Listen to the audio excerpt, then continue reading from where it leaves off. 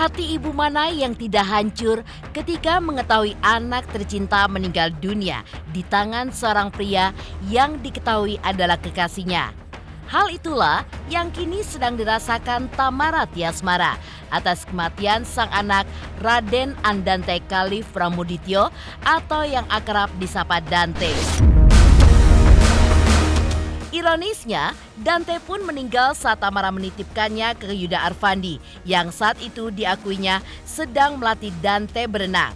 Namun, akhirnya juga terungkap jika almarhum Dante diduga tewas akibat tenggelam saat berenang di sebuah kolam renang di kawasan Durensawit, Jakarta Timur, 27 Januari lalu.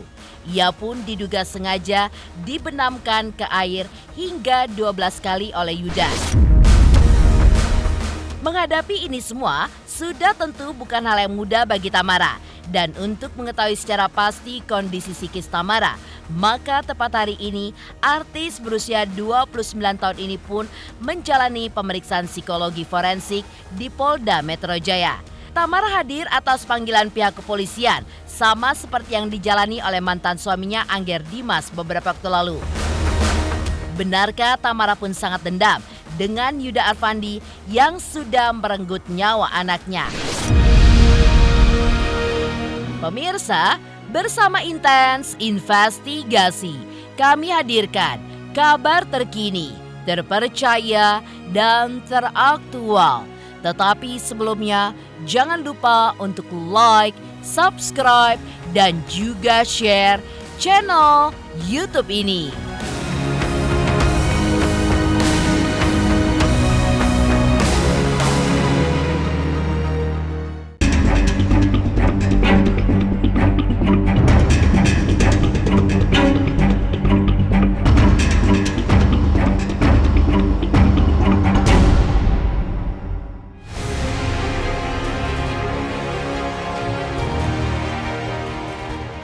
Usai kepolisian yang akhirnya mengungkap kronologi kematian Raden Andante Khalif Pramudityo atau Dante, anak dari Tamara Tiasmara, maka sang ayah Angger Dimas pun juga sudah menjalani pemeriksaan psikologi di Polda Metro Jaya. Dan tepat hari ini, giliran Tamara yang menjalani pemeriksaan psikologi. Dijumpai pasca pemeriksaan psikologis oleh pihak kepolisian terkait kasus Yuda Arfandi yang diduga menghilangkan nyawa anaknya, Tamara pun tidak kuat menahan tangis. Sebagai ibu, hatinya pun benar-benar hancur dan seolah masih sulit untuk percaya jika sang anak sudah lebih dulu meninggalkan dirinya. Dan semua itu disebabkan kelalaiannya yang percaya kepada Yuda Arfandi yang sudah 2 tahun lebih menjadi kekasihnya. Ya, Tamara pun hadir atas panggilan pihak kepolisian, sama seperti pemeriksaan yang dijalani oleh mantan suaminya Angger Dimas beberapa waktu lalu. Benarkah Tamara pun sangat dendam dengan Yuda Arfandi yang sudah merenggut nyawa anaknya? Lalu, seperti apa syoknya Tamara saat mengetahui Yuda Arfandi bisa setega itu kepada anaknya? Siap. Kata Mara dikit dong, Bang. Kata Mara dikit dong. Bang Sandi dikit, Bang. Agenda hari ini. Dikit aja, Bang. Dikit aja, Bang. Ya. Gimana mungkin kata Mara agenda hari ini? Ya, oke, aku jelasin bahwa hari ini klien kami akan diperiksa sebagai saksi oleh tim psikologi forensik. Nanti untuk perkembangan lebih lanjutnya akan kita sampaikan mungkin setelah pemeriksaan. Jadi sementara itu dulu, nanti kita keluar lagi. Gimana mungkin Tamara, kata Mara? kondisinya gimana, sehat? Sehat alhamdulillah. Periksa dulu aja. Mungkin Psikologisnya seperti apa persiapan? Menenangkan diri sih dari kemarin. Pokoknya biar tenang, tesnya lancar, mohon doanya semuanya ya. Oke? Ya, Sudah ditunggu. sip ya. Oke. Buka biar enak, rapi ya. Yang rapi ya. Oke. Sandi.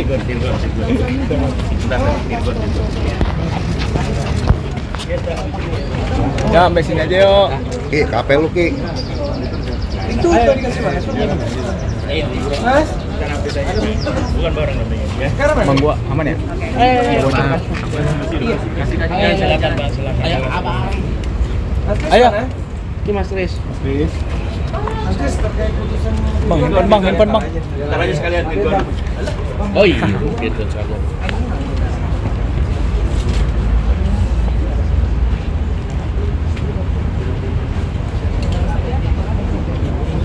Rekan-rekan, kami akan update perkembangan penyidikan meninggalnya putra dari saudari Tamara. Benar, saudari Tamara saat ini sedang dilakukan pemeriksaan atau asesmen psikologi forensik yang dilakukan oleh tim gabungan antara rekan-rekan ahli dari Asosiasi Psikologi Forensik dan juga rekan-rekan dari tim bagian psikologi Biro SDM Polda Metro Jaya. Pemeriksaan psikologi forensik ini merupakan bagian dari penyidikan berbasis ilmiah atau Scientific Crime Investigation. Atas permintaan penyidik, beberapa ahli dilibatkan untuk proses penyidikan ini, antara lain tim psikologi forensik. Sebelumnya, seperti rekan-rekan ketahui, tersangka YA juga telah dilakukan pemeriksaan oleh psikologi forensik. Kemudian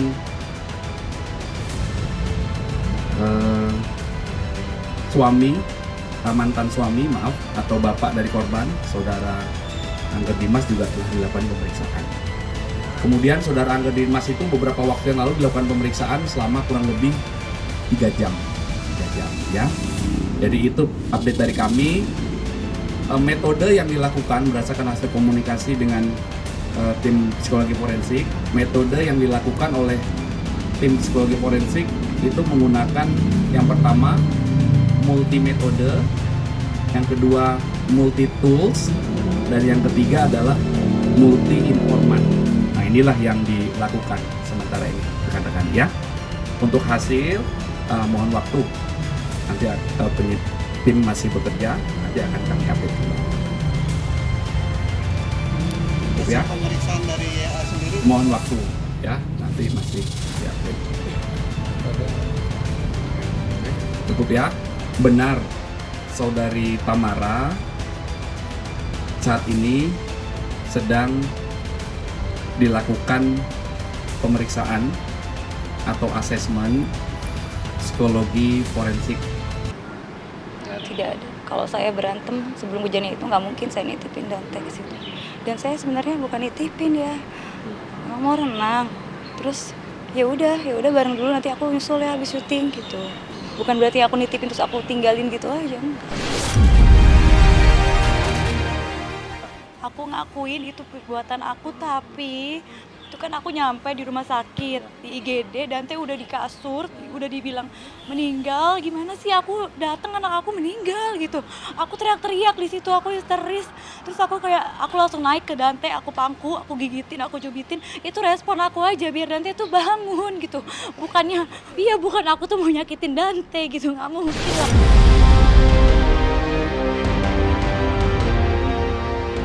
Sebelum Tamara diminta untuk melakukan pemeriksaan psikologis, mantan suaminya yaitu Angger Dimas justru sudah menjalaninya.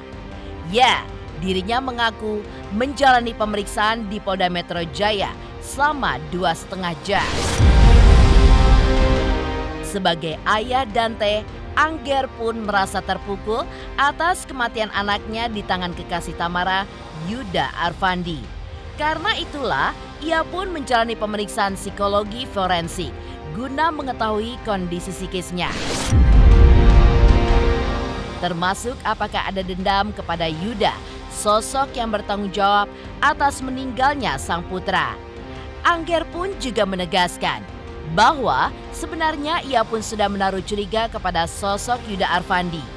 Dan kecurigaannya terhadap kematian Dante terbukti benar adanya. Apalagi polisi pun sudah menguak modus sadis tersangka yang menenggelamkan Dante hingga 12 kali. Merasa hancur, Angger pun akan terus mengawal kasus kematian anaknya itu. Lalu benarkah mantan suami Tamara ini pun masih menyimpan perasaan dendam kepada Yuda Arfandi yang sudah menjadi tersangka atas kasus meninggalnya Dante? Tes psikologi aja sih, kan itu emang udah jadi ya. Itu kan emang udah biasa di mana ya, di kriminologi ya. Kalau misalnya kita ada kehilangan, kita harus digging tuh psikologi kita. Apa kita jadi gila atau enggak? Keselnya banyak lah, maksudnya kayak bener kan nih yang gue duga, yang selama ini gue dikata-katain pahlawan kesiangan, gue dikatain apa sih, itu aja sih yang saya dikatain apalah sama itu. Ini loh, ini kecurigaan perasaan seorang bapak terhadap anaknya, kok curiga seperti ini gitu kan. Ya untuk kayak otopsi segala macem, terus kronologis dari polisi itu bisa saya pastikan itu benar.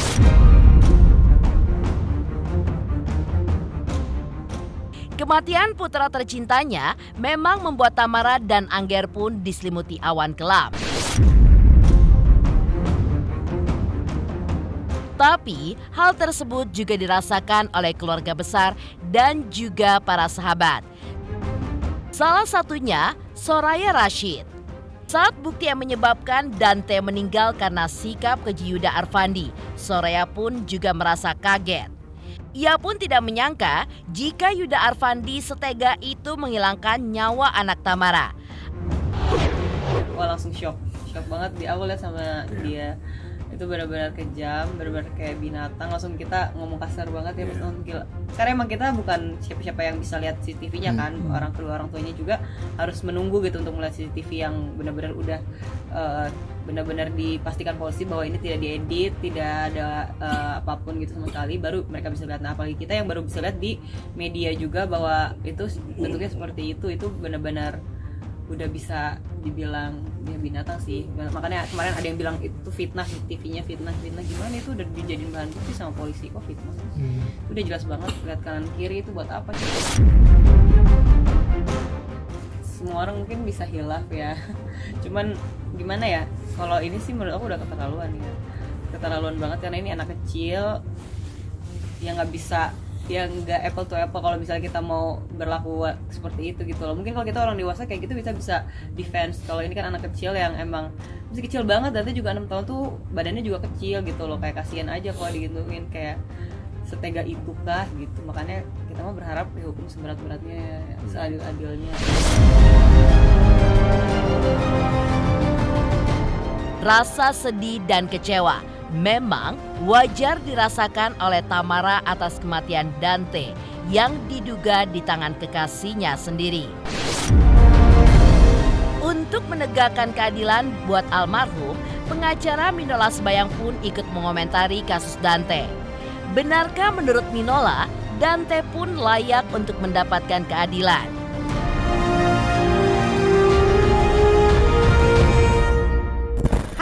Aku Denisya Resta. Jangan lupa kalian saksikan Intens Investigasi setiap hari, sehari 5 kali. Jangan lupa like, comment, subscribe.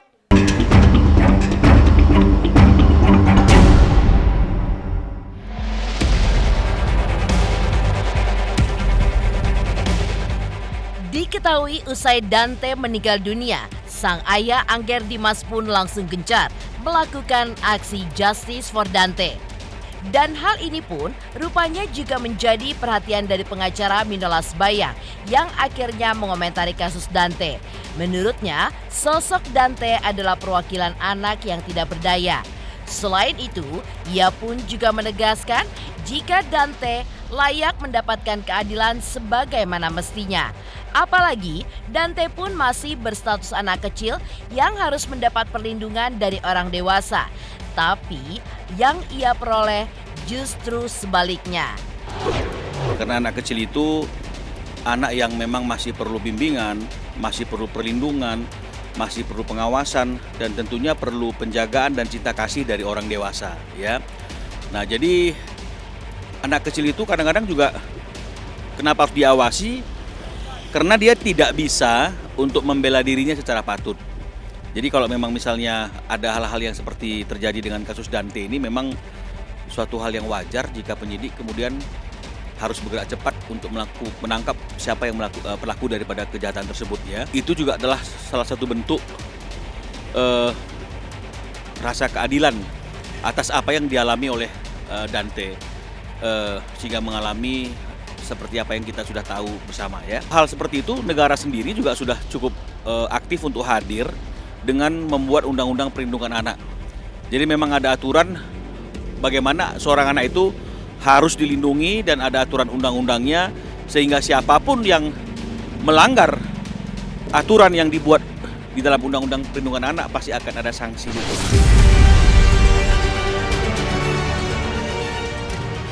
Selain mengungkap Dante berhak mendapatkan keadilan, Minola pun juga menilai jika kasus kematian Dante ini disebabkan sang ibu yang sudah percaya 100% kepada sang kekasih.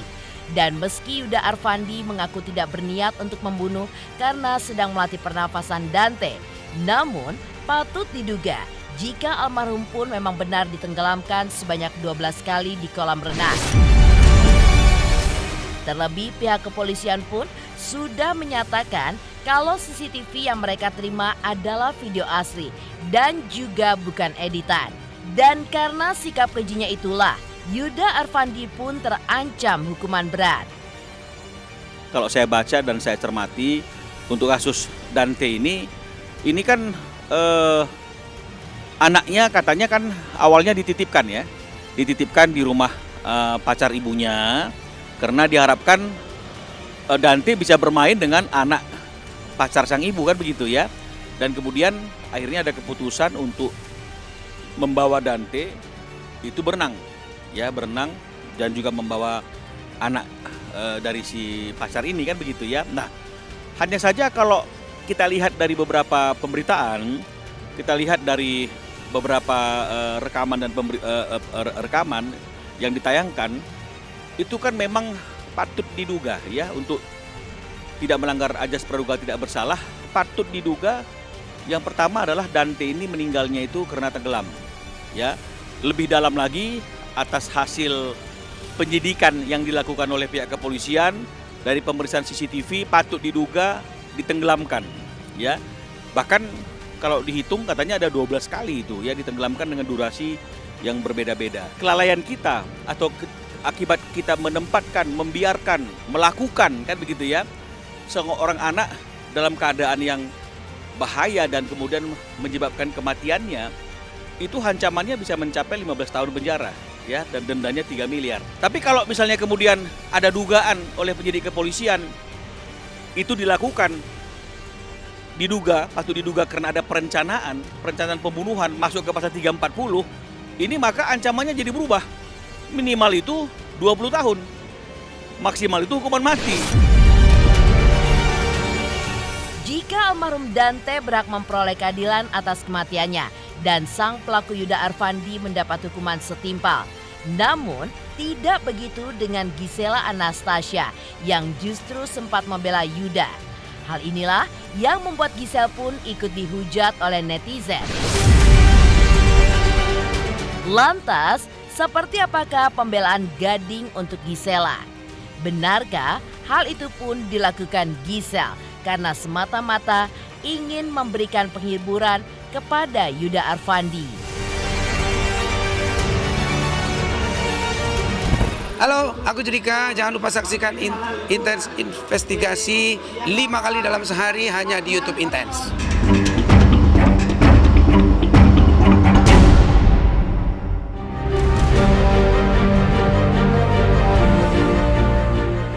Pemirsa, pasca polisi menetapkan Yuda Arfandi sebagai tersangka tewasnya Dante, nama Gisel pun tiba-tiba terseret dalam pusaran kasus tersebut. Penyebab Gisel bisa terseret karena ibu satu anak itu dinilai membela serta menyemangati Yuda Arfandi.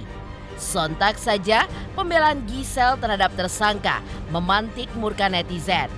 Alhasil, Giselle pun banjir hujatan netizen dan juga menilai jika Giselle tidak berempati kepada Tamara sebagai ibu dari Dante. Di lain sisi, sikap berbeda justru ditunjukkan oleh mantan suami Giselle, Gading Martin, yang ternyata adalah sahabat Angger Dimas. Meski berempati kepada Angger, namun Gading pun tetap merespon terkait Giselle yang menerima hujatan karena sempat membela tersangka Yuda Arfandi beberapa waktu lalu. Pertama pastinya sangat disesalkan dengan adanya berita ini. Kebetulan juga kenal dengan Angger jadi saya turut berduka cita. Yang pastinya tidak ada orang tua yang pingin menguburkan anaknya gitu ya, dan tidak ada orang tua yang pingin hal ini terjadi, dan kita juga masih menunggu proses hukum yang berjalan. Kalau kita sebagai teman, apa yang bisa kita lakukan, mungkin butuh bantuan apa, kita sih we just a phone away, kapan kita nggak butuh apa-apa gitu. Tapi sekali lagi kejahatan aja kita sangat sesalkan, apalagi kejahatan berat gitu. Pastinya kita ya sebagai orang tua makin was-was, makin ya memang zaman sekarang kan orang ya banyak orang jahat gitu di luar sana, banyak orang mungkin ya nggak pendapat sama kita atau apalah gitu, banyak orang yang mungkin tidak setuju dengan kita. Itu yang ngeri, itu banyak orang yang kok bisa hatinya jahat gitu, itu aja sih. Kalau masalah hukum bukan ranah saya cuma pokoknya Angger beserta keluarga mendapatkan yang terbaik dari yang buruk gitu ya, maksudnya ini kejadian buruk yang menimpa mereka, tapi mudah-mudahan sebagai penghiburan diberikan titik jelas lah semuanya, jawaban atas semua pertanyaan mereka. Kan kita tahu-taunya kan kita kenal sama mereka, kita memberikan hiburan atau memberikan belum tahu siapa yang salah siapa yang benar, tapi sebagai teman mungkin ya nggak tahu juga, mungkin maksudnya mau menghibur gitu, tapi kan orang semua bacanya bisa salah karena ketikan tulisan tangan kan beda sama apa yang diucapkan dengan nada mulut gitu ya, dan orang mungkin banyak yang nggak tahu segala macam.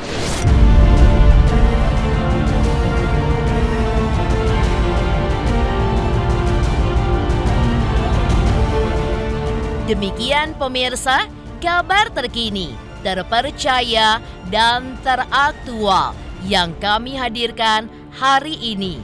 Jangan lupa saksikan terus Intens Investigasi setiap hari Senin sampai dengan Jumat, tayang 5 kali sehari, yaitu pada pukul 11 siang, 12 siang, 3 sore, 5 sore, dan 6 sore. Dan Sabtu tayang 3 kali sehari pukul 11 siang, 3 sore, dan 6 sore. Tentunya hanya di YouTube channel. Dan pastikan jangan lupa untuk like, subscribe, share, dan juga komen channel Intens Investigasi.